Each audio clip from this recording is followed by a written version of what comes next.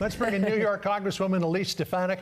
She is the chairwoman of the House Republican Conference. Congresswoman, I want to hit you with some data because we love data around here. Let's talk about the gender gap. New New York Times Siena poll finds Harris leading Trump among women by 12 points. He leads her among men by 14 for a total gender gap of 26 points. Here's what we know so far from the early and absentee voting. Women outpacing men 53.3% to 44.2%. Trump says he's doing better among women than Kamala Harris is among men, but there's that substantial gender gap. He's got to get a lot of women out to the polls tomorrow for day of voting. How is he going to do it? Well, first of all, the data points to that President Trump is doing better with women than Kamala Harris is doing with men. And what's really important is that under President Trump, today's Republican Party has grown tremendously. Look at the historic support among African-American voters. Look at the historic support among Latino voters, working class voters, union voters. These are voters that are part of demographic groups that previously the Democrat Party thought they were entitled to. President Trump has earned their support. And I believe that you're going to see working class women turn out in support of President Trump because of his effective policies. Women under President Trump's economy, there was more women in the workforce than ever before. We had the highest wage and salary increase ever in our nation's history under President Trump. And look at what's happened under Kamala Harris. The inflation crisis, the border crisis, those are top of the mind for women and men voters across the country. Congresswoman Sandra here, thanks for coming on with us. A lot will be said about 48 hours from now from Trump's closing arguments with voters and whether or not he was reaching out to those undecided voters in these final hours. I wonder if there was a better use of Nikki Haley, and you can answer that question in a moment. I'll put this up on the screen. This is from the Wall Street Journal. She says Trump isn't perfect, but he's the better choice. This is from Sunday's edition. I agree with Mr. Trump that America should be strong, far stronger than we are today, she writes. When he was president, Russia didn't invade another country. Iran was on its heels. China received serious pushback for the first time in decades, and our southern border was more secure. The world is unsafe under Biden-Harris, and we shouldn't expect that to change under a Harris administration. So perhaps was there a better use of her in these final days? Your thoughts?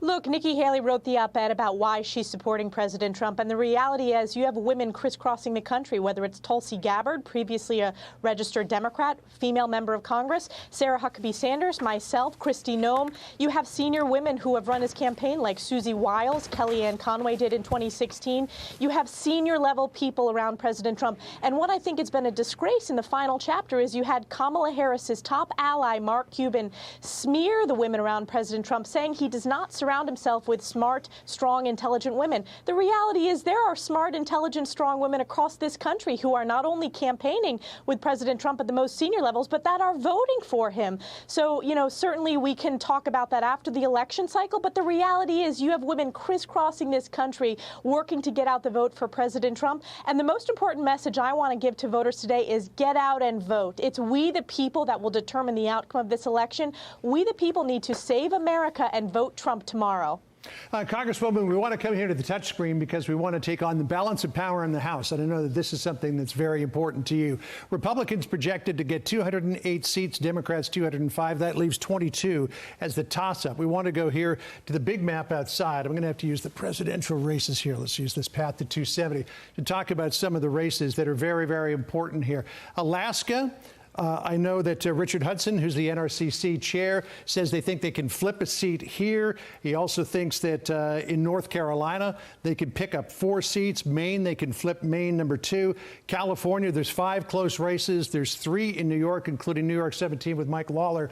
The balance of power here in the House could come down to New York and California, which are typically thought of just as Democratic strongholds, but some important Republican seats there. How do you think the night is going to go?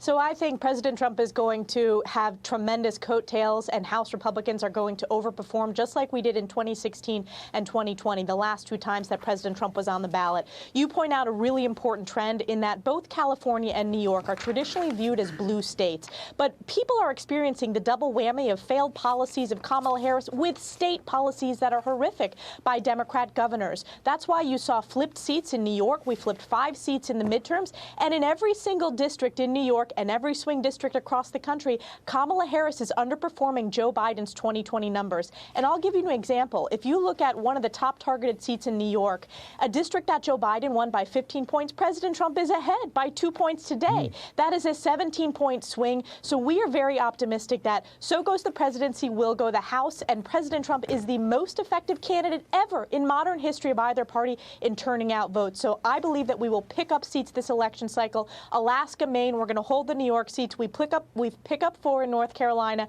as well as seats in Michigan, Texas, and elsewhere. All right, so there's the balance of power again. 218 needed for the majority. Republicans 10 away with 22 toss-up seats. We will see how it goes. It's going to be a nail-biter. Congresswoman, thank you. Appreciate it. Thank you so much, Congresswoman. Thank you.